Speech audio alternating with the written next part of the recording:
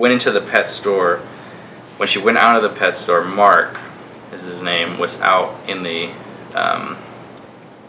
parking lot and abducted her, got in a car, drove from this pet store, and then drove out Santa Monica throughout Decker Canyon, which is also a road that goes out towards like County Line, the beach. We live like inland from Malibu. Her body was found like 12 days later. He had already been found. I have a lot of memories of that time, of searching for her body. Driving around with my dad a lot. I remember a good deal from more than people would, I think,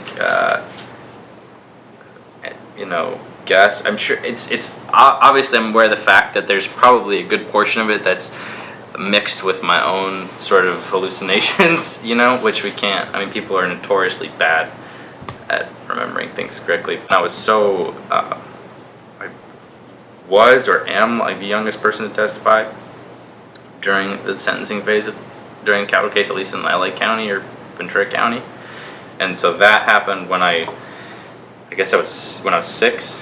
Yeah, I was 6. You can see me put my head down after, and I remember thinking, oh man, that was a lot harder than I thought it was going to be.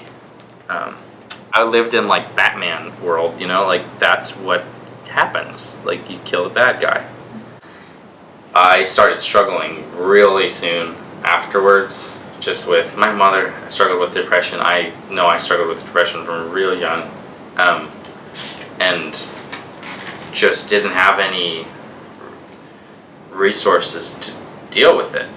Lying and like not doing schoolwork and struggling just emotionally and not having just being scattered.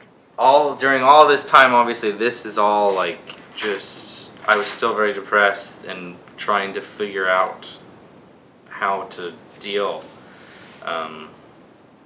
Suicidal at times. I would have just done it.